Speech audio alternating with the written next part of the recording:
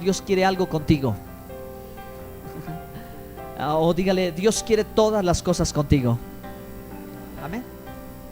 Hemos dicho, ¿verdad?, que Él quiere transformar nuestra vida. Él quiere levantarnos, hacernos gente de influencia. Él quiere ser nuestro amigo, estar cerca de nosotros y tener una relación también con nosotros. Pero hoy les quiero hablar acerca de la adoración.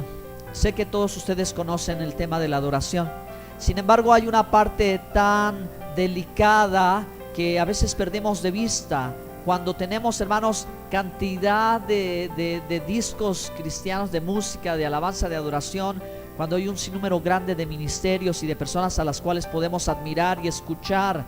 No debemos de olvidar nunca esto. Por eso, hermanos, es que en una publicación que tuve yo, ¿verdad?, en las redes sociales, generó una cantidad enorme de comentarios. Algunos de los hermanos pues lo saben y bueno, pues se volvió un asunto como si fuese un asunto confuso en la manera en que nosotros debemos adorar a Dios, cuando realmente no es nada confuso, es sencillo. Tenemos la Biblia, solamente hay que hacerle caso a la Biblia para saber cómo adorar a Dios. Amén. Entonces digan conmigo, Dios quiere que le adoremos. Dios quiere que le adoremos. Si quieren abrir su Biblia en Lucas 1:75, en este versículo, hermanos, dice servir al Señor con santidad y temor. Pero me encontré una versión, la Biblia para todos. Dios habla para todos y dice: Dios quiere que le adoremos con un corazón puro y que practiquemos la justicia toda nuestra vida.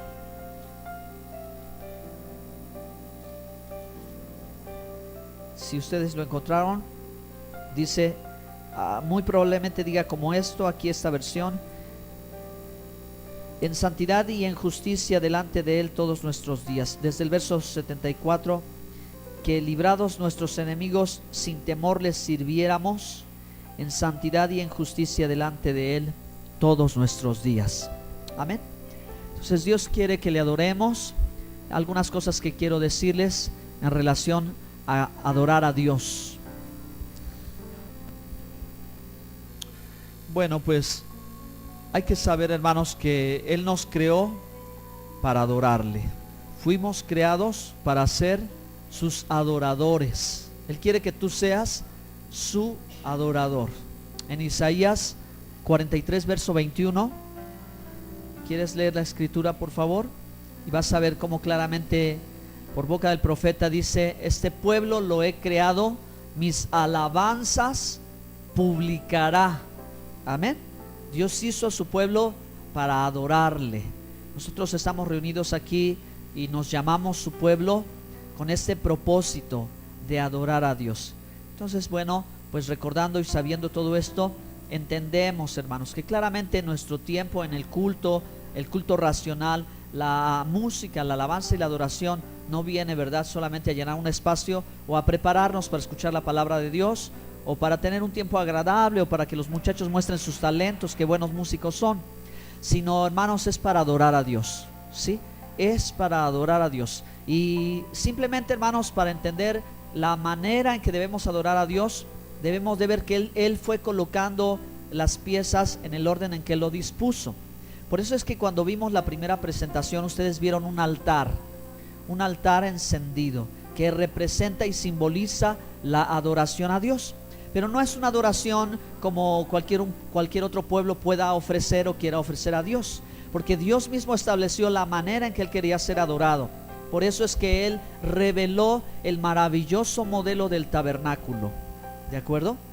El maravilloso modelo del tabernáculo que Dios estableció es como la base, es como el formato, es el modelo de acuerdo a la adoración celestial. Porque a Moisés se le dijo: conforme a lo que has visto, así lo harás tú. Entonces, hermanos, vamos a comprender en esta tarde cómo es que Dios establece algo y sobre esto que estableció comienza a edificar. Es imposible pensar que la alabanza y la adoración queda desconectada del modelo de adoración que Dios dio desde un principio. Dios dio ese modelo a Moisés y luego David, ¿verdad?, innovó, fue creativo, inspirado por Dios en base a este mismo modelo. ¿verdad? Y posteriormente cuando Jesús revela o profetiza la destrucción del segundo templo, Él entiende y sabe que la adoración va a pasar a otro nivel, ¿ok? La adoración ahora va a ser en espíritu y en verdad. Siento que me estoy adelantando un poquito a lo que nosotros tenemos que comprender, pero por eso es que es importantísimo que nosotros aprendamos a conectar el tema de la adoración con el tabernáculo. Decía, hermanos, que esta revelación de Dios es tan importante que también, hermanos, en el Nuevo Testamento nosotros vamos a seguir mirando una y otra vez cómo se emplea y cómo se obtienen los principios, las verdades espirituales de ese modelo de adoración para adorar a Dios en espíritu y en verdad. Aún, hermanos, es necesario llegar a comprender que lo que Dios habla en la revelación del Apocalipsis sigue hablando en torno y alrededor del tabernáculo.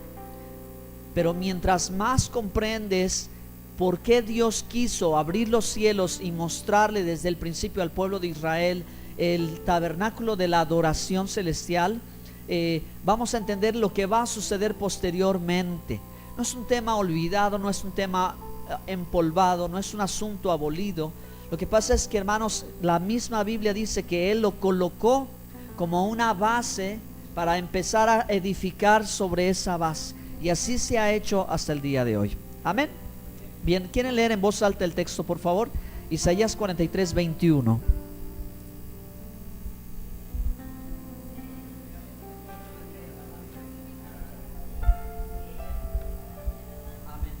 Bueno, entonces, por favor, dile a tu hermano que está junto a ti, proclama su alabanza. Proclama su alabanza. Alaba al Señor. Es importante reconocer también, hermanos, que Él te sacó de la esclavitud para que le adores, ¿sí? No solo nos creó para ser sus adoradores y que todo el tiempo podamos adorar a Dios.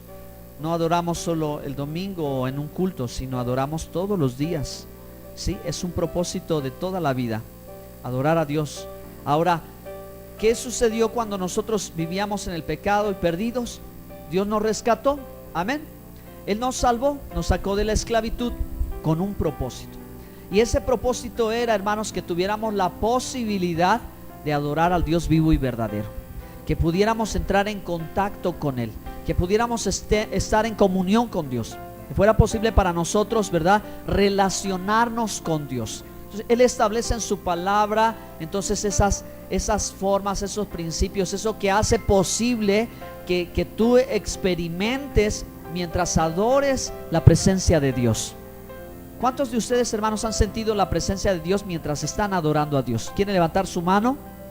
Yo creo que todos hemos experimentado eso. Por eso es que cuando la primera vez que alguien entra en un lugar de adoración, dice: siento llorar, como que algo está pasando dentro de mí. Es la presencia de Dios, ¿verdad? No es un sentimiento nada más porque la letra te lo indica, sino que realmente es la presencia de Dios maravillosa, de la que no te quieres desprender cuando tú estás adorando al Señor, cuando tú lo estás alabando. Él hace algo en nosotros mientras nosotros le adoramos. Amén.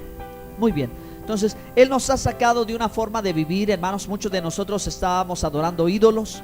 Muchos de nosotros vivíamos como ateos, sin Dios y sin fe.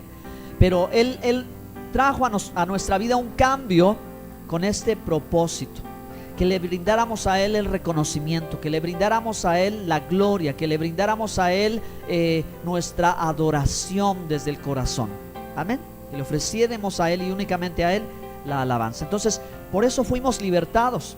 Nuestro problema fue el pecado. Entonces el Señor nos sacó de ese dominio, de ese señorío, de esa esclavitud, del pecado, de las tinieblas, de la muerte, de la condenación, del poder de Satanás. ¿Y para qué? Para que nosotros tengamos esta experiencia. Diga conmigo: experiencia. Amén. Muy bien. Entonces vamos a leer Éxodo 7:16.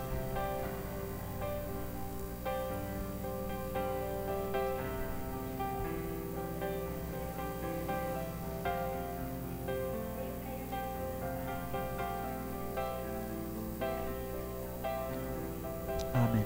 Deja ir a mi pueblo para que me sirva. Otra versión dice: para que me adore en el desierto. Entonces, esta experiencia y este cambio lo hemos vivido para adorar a Dios. Así que debe ser una prioridad la adoración en tu vida, hermano. Es una de las cosas más importantes. Lo vamos a hacer aquí en la tierra y lo haremos en su presencia allá en el cielo. Amén. Bien, algo más que decir en relación a esto. Él te dio un modelo de adoración. Es lo que decía en el principio, que comúnmente y generalmente las personas sin el conocimiento de las Escrituras, pero con un sincero deseo y un buen deseo de corazón, han pensado que pueden adorar a Dios conforme les nazca. Entonces, esta forma de pensar pues se ha difundido entre muchas gentes como algo aceptado y parece como si Dios lo aceptara. Pero la Biblia, hermanos, no dice esto. La Biblia establece y dice claramente cómo adorar a Dios, para que tenga la certeza absoluta que usted está haciendo lo correcto, que su alabanza y su adoración está llegando a la presencia de Dios, y que de la presencia de Dios está viniendo sobre usted aceptación de esa alabanza. Por eso es que, repito una vez más, Dios dio el modelo del tabernáculo, porque ahí están los elementos de la adoración. Y aunque hoy día el tabernáculo no está de pie, hermanos, pero sabemos que los principios y la palabra sí está de pie. Entonces no ocurrirá nunca el hecho de que nosotros tengamos que hacer un sacrificio de animales. No ocurrirá, porque el sacrificio ya fue hecho, ya lo hizo Cristo. Amén. Cristo, nuestro Cordero, ya fue sacrificado. Esto no está diciendo que se invalida, esto está diciendo que se cumple, ¿de acuerdo? Y que el precepto está vigente, porque el Cordero de Dios sigue vigente, un sacrificio perfecto y eterno. O sea que sigue hoy, sigue mañana y por la eternidad, el sacrificio único y perfecto delante de su Padre. ¿Están aquí? Sigue vigente, está vigente ese sacrificio, y a través de ese sacrificio es donde nosotros empezamos a entender cómo adorar a Dios, cómo acercarnos a la presencia de Dios. Éxodo 25, verso 8 y verso 9, por favor.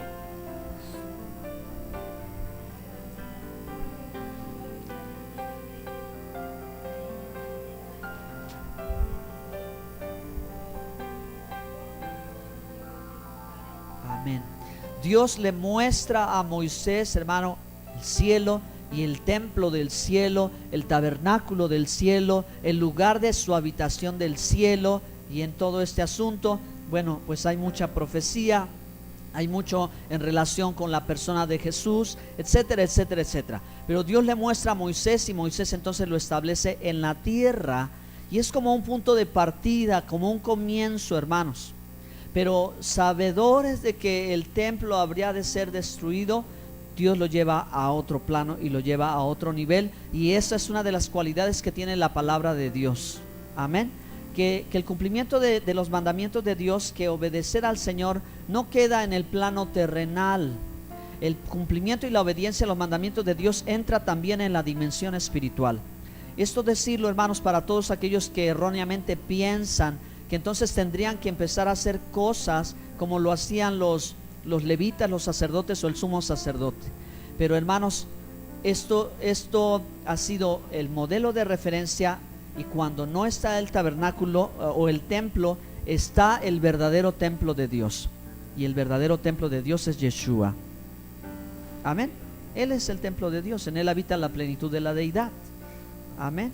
Él es el primero y el postrero, el alfa y la omega, el principio y el fin, el que estuvo muerto y vive y volverá una vez más.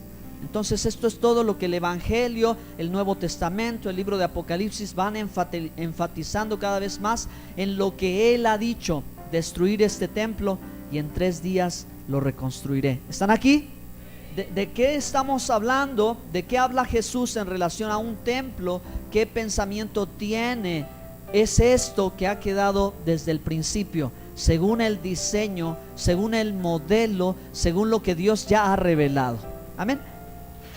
Entonces, vamos a ver ahora la parte más, quizás la parte un poquito más difícil de discernirla, en relación a la adoración y el papel de los músicos, el papel de la congregación el papel de todos los creyentes en el Mesías Yeshua. Él te enseñó en su palabra cómo adorarle. Díganlo conmigo. Él te enseñó en su palabra cómo adorarle. Y entonces, cuando Jesús habla de adorar al Padre en espíritu y en verdad, ¿quieres leerlo conmigo? Ahí es donde empezamos a opinar o empezamos a divagar y terminan, ¿verdad? Algunos terminan pensando que esto no tiene nada que ver con todo lo que Dios ya ha entregado anteriormente. Pero eso es ignorancia, hermanos. Eso solo es ignorancia, es falta de entendimiento. Lucas 4:24. Dios es espíritu y los que adoran en espíritu y en verdad es necesario que adoren. Entonces, Jesús, hermanos, creció en Nazaret, en Jerusalén, estuvo allí y entiende y conoce el Antiguo Testamento perfectamente bien y mucho mejor que muchos de los de su tiempo. De tal manera que hasta los que eran los más expertos en esto, cuando hablaban con el Mesías Yeshua y les daba el sentido de la Escritura, quedaban sorprendidos de cosas que ellos no habían entendido. Por eso Jesús vino a este mundo, ¿verdad? Uno de sus propósitos era darle el sentido correcto a la Escritura, en cómo se tenía que entender la Escritura, y parece que sigue siendo lo mismo hasta el día de hoy. Hay una falta de comprensión, hay una falta de entendimiento.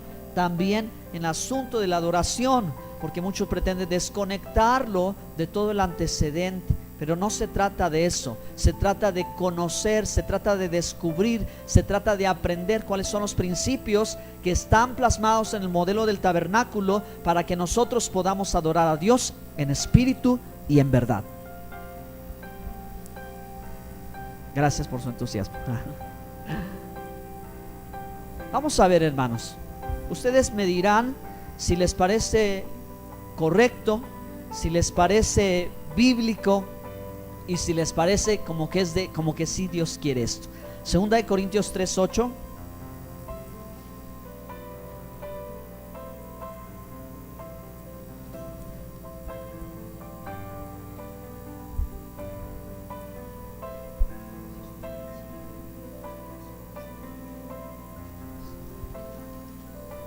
Un segundo. ¿Ya encontraron el texto? A ver si es mi texto. Me parece que no es mi texto. Ok. Desde el verso 1, capítulo 3, verso 1, Pablo está hablando acerca de ser siervos de Dios, ministros. Ministro quiere decir siervo. Desde el verso 7. Y si el ministerio de muerte grabado con letras en piedras fue con gloria, tanto que los hijos de Israel no pudieron fijar la vista en el rostro de Moisés a causa de la gloria de su rostro, la cual había de perecer, ¿cómo no será más bien con gloria el ministerio del Espíritu? Porque si el ministerio de condenación fue con gloria, mucho más abundará en gloria el ministerio de justificación. Hay un versículo donde dice, hermanos, que Dios nos ha hecho ministros de un nuevo pacto, ¿ok? Entonces esta palabra está en conexión con todo el contexto, ¿ok? Porque el sacerdote era el ministro desde la antigüedad, ¿sí? Al sacerdote se le llamaba o se le reconocía como el ministro. Entonces, a la luz del Nuevo Testamento, el ministro sigue siendo en consideración del anterior. Sigue siendo en consideración del anterior. Entonces, si esto para nosotros es comprensible, que cuando la Biblia habla de adoración y habla de cualquiera de estos conceptos, siempre los va a llevar al principio, ¿okay? Al lenguaje básico del que se habla. Cuando las personas no consideran esto, la desconectan y van a otro lugar. Pero si tú has leído la Biblia, entonces ya vas a entender por qué Dios dio una revelación y pidió que hubiera un Coel Gadol, o sea, un sumo sacerdote. ¿Por qué quería Dios que hubiera sacerdotes y por qué quería Dios que hubiera levitas? Y su vestimenta, y cómo ellos no podían ministrar si no venían vestidos correctamente. Ese es el lenguaje de la Biblia que tú tienes que conocer primero en este plano terrenal para después entender el lenguaje espiritual. Cuando el apóstol Pablo dice que nosotros nos revistamos de Cristo, ¿qué es lo que está diciendo, hermanos? ¿Será que querrá que todos de pronto usen la idea común de una túnica blanca y una franja roja aquí? Y entonces ya estamos revestidos de Cristo. No, ¿verdad? Está hablando en un lenguaje espiritual. está hablando en un lenguaje figurado, está hablando que las mismas cualidades que hay en Él haya en nosotros. Que haya en nosotros amor, que haya en nosotros perdón, que haya en nosotros gracia, que haya en nosotros humildad. Las características de Él deben ser las nuestras. De la misma forma, cuando el Nuevo Testamento y la Biblia empieza a hablar del ministerio de la adoración y de ser ministros del nuevo pacto, está hablando en esos términos, que las mismas cualidades que había en los sacerdotes y levitas debe de haber en nosotros. Pero si nosotros, hermanos, queremos, ¿verdad?, hacer de esto un espectáculo, hacer de esto un show, hacernos famosos, populares, etc., no van a haber esas características, porque necesitamos, hermanos, vestirnos como ellos. No con una túnica y con piedras, sino con las características, con las cualidades, con las virtudes que había en ellos. Dios los vistió en esa manera para hablar de tres cosas: hermosura, honra y autoridad. Entonces el adorador tiene que revestirse para adorar a Dios apropiadamente y como Él quiere, con esas virtudes. La pregunta es si lo estamos cultivando nosotros. ¿Estamos cultivando la autoridad, la honra, la hermosura? ¿O como los levitas, la dignidad, la santidad y la humildad? ¿Quién podría decir que adorar a Dios no tiene que ver con la santidad? ¿Quién se atrevería a decir eso, hermanos? No, eso ya quedó atrás, eso ya no, ahora es mi talento y mi habilidad, o nada tiene que ver, o mi vida no tiene que ver con el hecho de que yo ejecute un instrumento y cante una alabanza. ¿Verdad que sí tiene que ver? ¿Estoy en lo correcto? ¿Les consideran esto bíblico? ¿Consideran esto importante? Esto no es solo la emoción, es, hermanos, es la base de todo adorador, que tiene que vivir, dice, andad como es digno de Cristo. Y ahí el apóstol Pablo empieza a hablar más y cómo le hizo él. O sea, todo lo que Pablo dice viene por revelación, o también viene por el conocimiento que lo antecedió de saber perfectamente la palabra de Dios. Viene, hermanos, del antecedente que recibió también de la enseñanza, de la instrucción de las escrituras. Por eso él mismo le dice a Timoteo, ¿verdad? Es necesario que tú desde la niñez sabes la escritura y te van a ser sabio para la salvación en Cristo Jesús. Y la palabra de Dios, la Torá, la instrucción, la Biblia, es útil para enseñar y redarguir. ¿Qué aprendemos de todo esto? Esto es lo que vamos a aprender, hermanos, a ser verdaderos adoradores cuando, hermanos, sepamos caminar en autoridad, que vivamos una vida honrada, de buena reputación, y que embellezcamos esto con nuestro testimonio. De eso hay que estar revestidos. Al adorar a Dios, a eso, hermanos, es a lo que debemos de estar expuestos y listos. ¿Dicen amén? Muy bien, vamos a ver otro versículo en la Biblia. La carta a los Hebreos, capítulo 13, verso 15.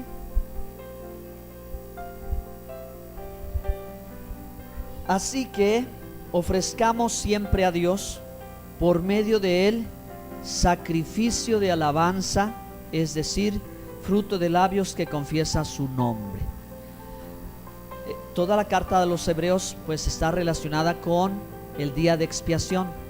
La carta a los Hebreos se entiende cuando se entiende el día del Yom Kippur, el día del perdón. Sí, hermanos, recuérdelo, ¿verdad? Porque desde el título nos está dando una instrucción, nos está diciendo con qué está conectado.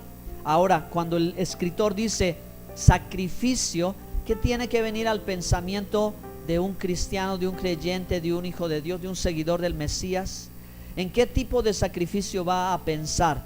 Porque en el mundo y en las religiones del mundo, los sacrificios se empleaban, diferentes tipos de sacrificios, con la intención o el pensamiento de que eso agradaría a Dios.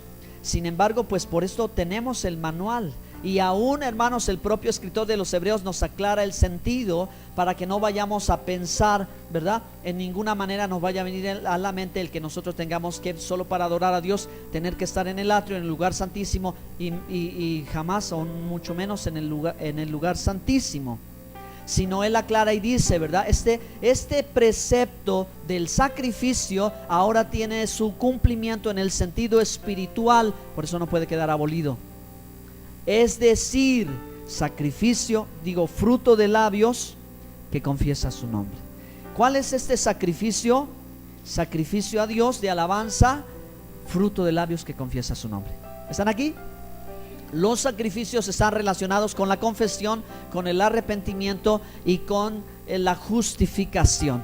Cuando tú y yo vamos a adorar a Dios o estamos adorando a Dios, debemos de pensar en esto, que yo me voy a presentar delante del Señor. Así que lo primero que tengo que hacer es como cuando se entraba al atrio. Te encontrabas el altar de bronce donde estaba el sacrificio por los pecados. Así que lo primero es que, Señor, perdóname. Perdóname, Señor, si yo te fallé. ¿Cómo te voy a adorar si no vengo con manos limpias y con corazón puro?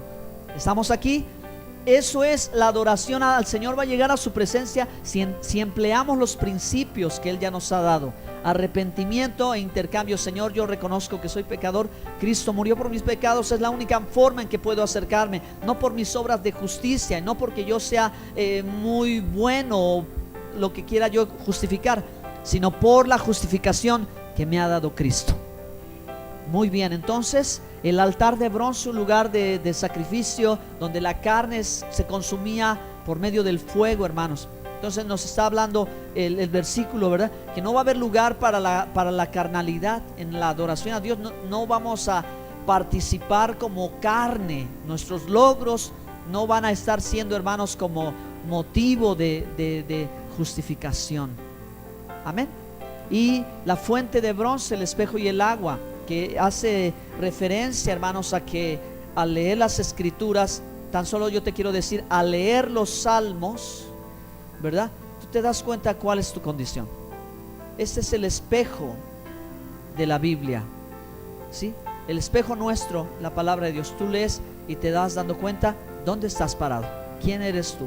Y como el salmista a veces estaba quebrantado, a veces estaba bien firme, a veces estaba en integridad, cada salmo viene recordándonos todas estas cosas, hermanos. Agrego a esto que Pablo dice en Efesios 5 que dice que hablemos entre nosotros con cantos, salmos e himnos espirituales. ¿Ustedes creen, hermanos, que la iglesia del Nuevo Pacto desecha los salmos? O sea, hay que desecharlos porque están en el Antiguo Testamento.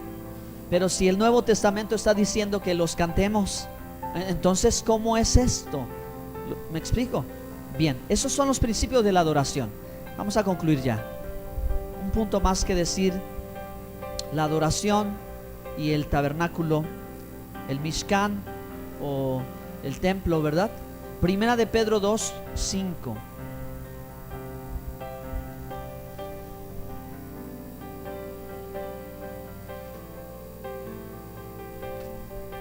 Gloria a Dios. Dice: vosotros también, como piedras vivas, sed edificados como casa espiritual y sacerdocio santo, para ofrecer sacrificios espirituales aceptables a Dios mediante Yeshua HaMashiach. Bueno, amados hermanos, Pedro no era de la tribu de Leví. Pedro era un pescador, era un judío, era un israelita que caminó con el Mesías y aprendió de él, y le encargó el Señor Jesús a él enseñar su palabra. Entonces la escritura está corroborando la enseñanza del Mesías. Y si en el libro de los Hechos, hermanos, de pronto tú no encuentras alguna indicación de qué cantos iban a cantar las comunidades que seguían al Mesías, era porque era algo comprensible, era porque era ya entendible de ellos, ¿verdad? Que ya tenían la base, que ya tenían el antecedente, que ya tenían la escritura, y a partir de ella iba a fluir, ¿verdad?, el modelo de adoración. No había confusión entre qué estilo musical y cómo se iban a presentar, porque ya tenían la base. Por eso es que la escritura ya no dedica, ¿verdad?, tanto tiempo a esto, sino que simplemente se hace la declaración: sacrificio, como el terrenal, en base a esto, espiritual. ¿Ok? Que el levita se presentaba, imponía manos, oraba, confesaba, ofrecía el sacrificio de olor grato, ¿verdad? Y la columna de la presencia de Dios, la Shekinah, se manifestaba, etcétera, etcétera. Todo sobrenaturalmente. Y ahora, hermanos, el apóstol Pedro dice: como piedras vivas. Entonces, hermanos, cada piedra que se empleaba en el tabernáculo, en la reconstrucción del segundo templo, Fueron piedras enormes que pesaban toneladas, que fueron cortadas de una manera extraordinaria, transportadas, la madera y la piedra del Líbano. Tuvieron que recorrer mar y tierra y subir a Jerusalén para ir colocando cada una de esas piedras valiosísimas, hermanos. Y ahora tú y yo también somos esa parte de ese cuerpo del Mesías. Tú y yo somos parte de esa adoración, somos los adoradores. No somos piedras y solamente materia, somos piedras vivas. Diga conmigo, piedras vivas. Exactamente, ¿sí? Edificadas como casa espiritual y sacerdocio. Volvemos una vez más, ¿cuál es el sacerdocio? ¿Cómo es eso? Si queremos ignorar el Antiguo Testamento, pues vamos a ver a cuál nos gusta más, que cómo lo hace el mundo, o tal religión o cual religión. No, pero no es así. Cuando escuchas sacerdote, para todo el pueblo de Israel, rápido era pensar en el tabernáculo. ¿Y qué había allí que ahora Dios me quiere enseñar? Entonces, hermanos, como en el lugar santo estaba el candelero de oro, ese candelero de oro que se encendía, tenía aceite y prendía sus 7 lámparas. Así habla, ¿verdad?, el Nuevo Testamento en el lenguaje espiritual de la presencia del Espíritu Santo. Habla de la luz de la revelación, que Dios da entendimiento, y habla de la pasión, del entusiasmo, del fervor hacia el Señor, de una lámpara que no se apaga, de un fuego que no se acaba. Así es, hermanos, nuestra adoración al Señor. El altar de incienso, que representa la oración, que dice, ¿verdad?, también sobre lo que ha sido consumido, y la exaltación al Señor. Y la mesa de los 12 panes, que habla de la provisión y la comunión con Dios. Entonces, hermanos, son elementos que tenemos que tenerlos. ¿Les parecen correctos? ¿Les parecen bíblicos? Se desprende de esta enseñanza. ¿Cómo lo aprenderíamos? ¿Cómo lo identificaríamos? Es más, lo tenemos en el Nuevo Testamento. Lo tenemos en el Nuevo Testamento, y sin embargo a veces, ¿verdad?, nuestra mente sigue divagando, pero ya no va a divagar más. Diga conmigo, no va a divagar más. Diga conmigo, está claro. Ahí está la base, y sobre esta base vamos edificando provisión y comunión. Ahora, la última diapositiva, me parece que falta una.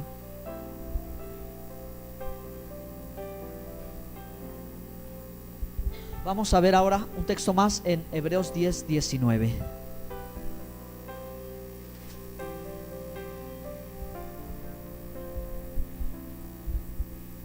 Así que, hermanos, teniendo libertad para entrar en el lugar santísimo por la sangre de Jesucristo, por el camino nuevo y vivo que Él nos abrió a través del velo, esto es, de su carne, y teniendo un gran sumo sacerdote sobre la casa de Dios, acerquémonos con corazón sincero, en plena certidumbre de fe, purificados los corazones de mala conciencia y lavados los cuerpos con agua pura.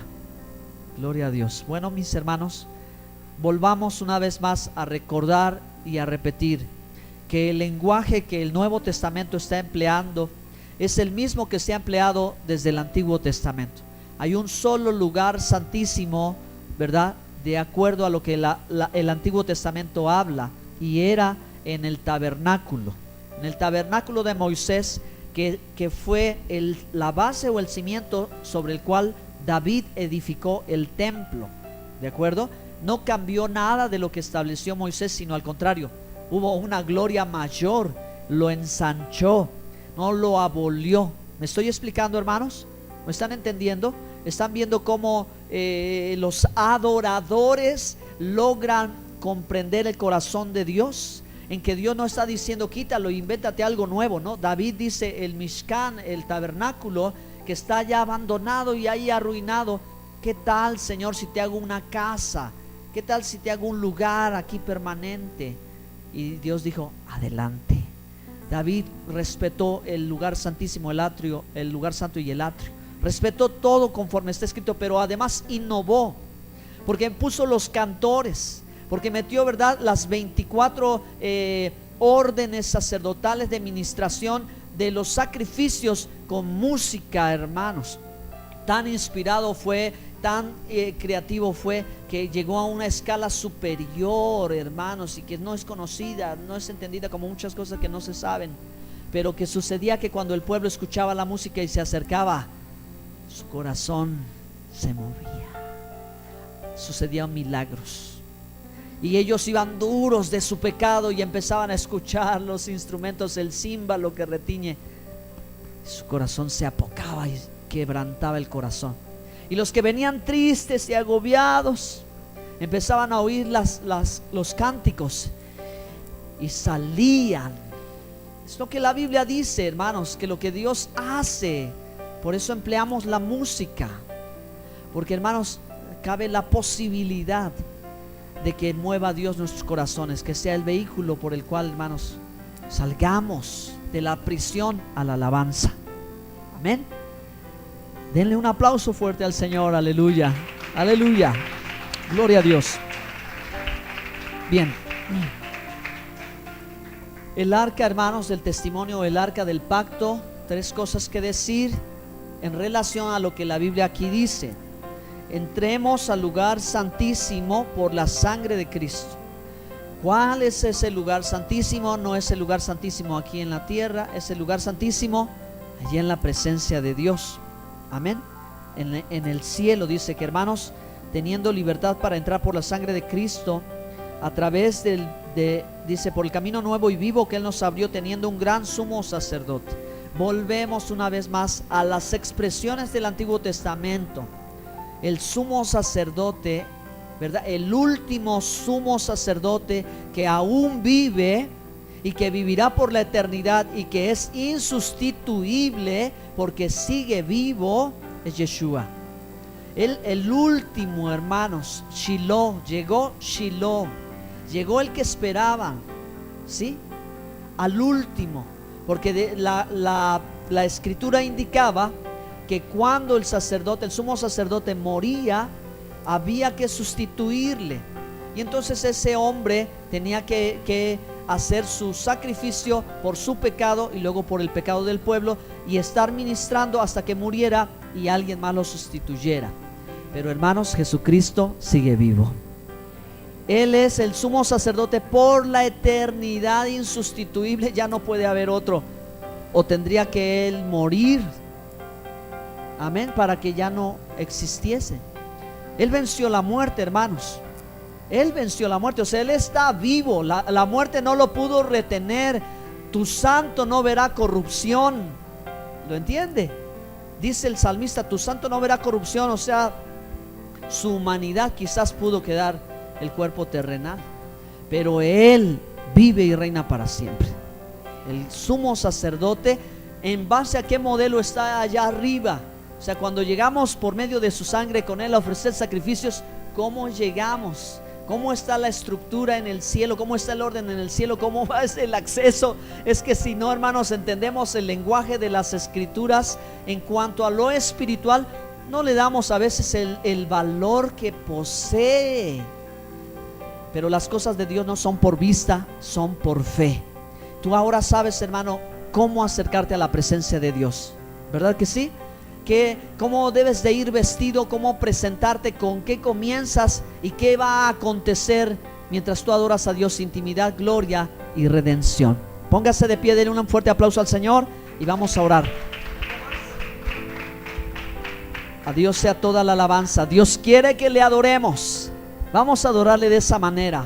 Vamos a bendecir su nombre en esa manera. Gracias.